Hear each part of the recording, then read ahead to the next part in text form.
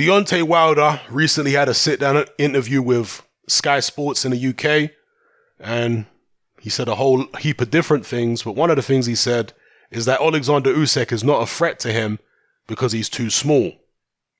He said Usyk does a lot of movement and stuff like that, but that don't faze him.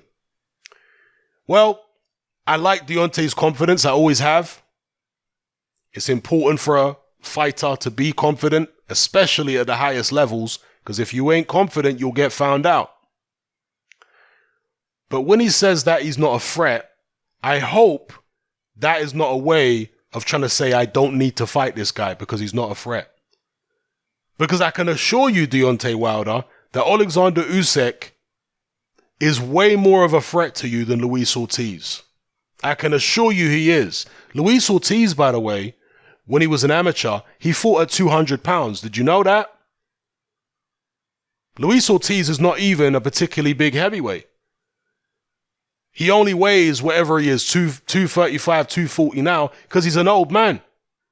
When you get older, you can't weigh the same as you did when you were in your physical prime. Luis Ortiz is not in his physical prime. His athletic prime, no. You know, when I was in my 20s, I could get down to, 224 pounds ripped to shreds. Once I got into my 30s and, creeping up into my 40s, very, very difficult to get down to them weights now. Healthily anyway. Naturally, when I'm ripped to shreds, I'm a guy 224, 225, maybe 226. Between 224 and 226 when I was young was me, absolutely shredded at my optimum, fighting weight. So the point I'm making here is Luis Ortiz really isn't much bigger than Usyk, naturally. Usyk fought at 200 pounds in the amateurs, just like Luis Ortiz did. But Usyk is not 45 years old. Usyk is a much younger man. Usyk has got faster feet than Luis Ortiz. He might not have the punching power, but he's certainly a very skilled fighter, far more accomplished in the amateurs than Ortiz. So if Wilder is getting deluded in his head in thinking that Usyk is any less of a threat than Ortiz, there could be a rude awakening for him if they do fight.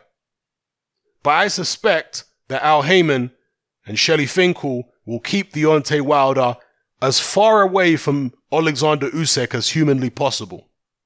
That's the way that Wilder's career has been. He's been protected. So I don't want to hear Deontay coming out talking about, he's not a threat, so I don't need to fight him. Because you fought plenty of people who weren't a threat, Deontay. Right? I mean, all these people were not a threat. These people here. The first guy who had a pulse was Berman Stavern. Is Berman Stavern as good as Usyk? I would absolutely say no. Now, to be fair, Usyk hasn't proven himself at heavyweight as a pro, but he did fight in the World Series of Boxing, which is like a semi-pro kind of league. And he fought some big guys in that. He fought Joe Joyce, beat the brakes off Joe Joyce, who's a very big heavyweight. And he fought other big guys in there too. So Usyk can fight big guys. In fact, there was a famous sparring session that Usyk had with Klitschko. And Klitschko didn't allow any cameras. Apparently, the word from that training camp is that Usyk gave Klitschko the business in sparring. They actually showed Klitschko up. I think Johnny Nelson talked about it. He might have been present there. I think he was. And he said Usyk kind of showed him up. Unlike Deontay Wilder, when he sparred Klitschko, Wilder was put on the canvas. In fact, another person I forgot to mention who witnessed Wilder getting dropped by Klitschko was James Ali Bashir. And thoughts and prayers go out to James Ali Bashir right now, because some cowardly individual sucker punched him at a weigh-in last night. But be that as it may, James Ali Bashir has gone on record in various interviews saying that he saw Deontay get hit by Vladimir Klitschko and go down hard in sparring. And then you wonder why Deontay Wilder ducked Klitschko for years. Even after Klitschko lost his belt, Deontay had the opportunity to give Klitschko a voluntary shot, but he didn't do it. AJ did it instead. You know? But anyway, look at all these people who Deontay fought who weren't a threat. Look at all these guys here. And by the way, Artur Szpilka is like not just a poor man's Oleksandr Usyk. He's like a homeless, crackhead bum's version of Oleksandr Usyk, Artur Szpilka. And Szpilka was giving Deontay all types of problems in that fight. If you think Szpilka was hard to nail and to pin down, you ain't seen nothing compared to Oleksandr Usyk, I can assure you. So again, I'm happy for Deontay to be confident, but I don't want him using this Usyk is no threat to me as an excuse not to fight him. If he starts doing that, boy, that's just more things to criticize Deontay for, really and truly. And I rate Deontay as a fighter. You know, people often get it misconstrued with me. They think I don't like him as a fighter and don't rate him. No, I've always rated him. You will never hear me saying Deontay Wilder is not a good fighter. Which is what many people were saying for years. Wilder's no good. It's what people were saying. They were saying he was no good. And all the while, I was maintaining that actually he is really good. So, most of my criticisms of Deontay are not of him as a fighter, but as him as a personality, as a person, you know, at least within the arena of boxing. I don't know what he's like outside of boxing, but within the arena of boxing, man, he just talks so much rubbish, this guy. Says so many things that don't make sense. So, we'll see. Let me know what you guys think in the comment section below. How would Deontay Wilder do against Oleksandr Usyk? Is Usyk no threat to Wilder? If Wilder is the man that he thinks he is, that he claims he is, you know, says he's a Hall of Famer already, he should want to fight Usyk. Usyk was the undisputed cruiserweight champion. I mean, Usyk is right up there next to Evander Holyfield as the greatest cruiserweight of all time. I mean, it's a toss-up between those two.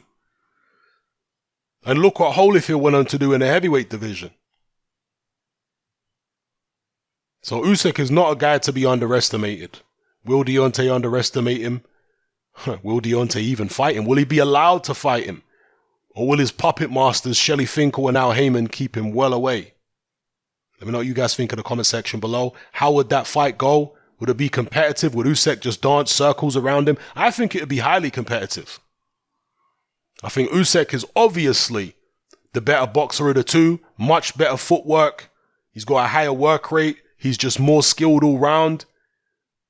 But Deontay is a very tall man. He does throw a very fast, ridiculously hard right hand. And Usyk would have to be very careful not to get hit with that shot flush. So, I think that in a Wilder-Usyk fight, Usyk would be ahead as long as the fight goes. I cannot see Deontay Wilder outboxing Oleksandr Usyk. Not unless he badly hurt him and then Usyk was really intimidated. But without catching Usyk with that big right hand flush and hurting him, I don't see Deontay Wilder being ahead in the fight. Yeah. Same as when he fought Artur Szpilka. I don't care what the judges' scorecards were saying, because those judges' scorecards were bogus. Deontay Wilder was behind in that fight, or at least it was even going into the round where Deontay ended it. Like, that was a real close fight. I mean, you might have had Deontay a round up, even, you know, Szpilka around. It was real close. Deontay could not land his right hand flush on Szpilka until the very end when he finally knocked him out with one shot. That's the first time he landed it flush with proper power on it. You know?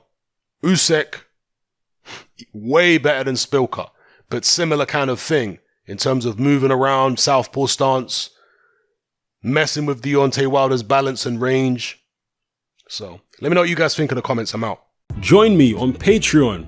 I upload a minimum of 2 podcasts every single week, covering a wide variety of controversial topics, as well as live stream Q&A sessions. Take a look on screen right now at some of the podcasts I've produced so far. For just $3 a month, the equivalent of about £2 a month, you get access to all my new podcasts and my entire back catalogue of past podcasts, including my popular Confessions of a Nightclub Bouncer series. You can listen on your computer or on your smartphone or tablet by downloading the Patreon app from the Google Play Store or the App Store for free. The Patreon app also allows you to download each podcast in MP3.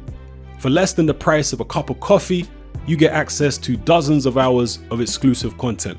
It's easy to sign up, there's no contract, and you can cancel at any time. So come and join our community of free and critical thinkers by signing up with me here on Patreon today.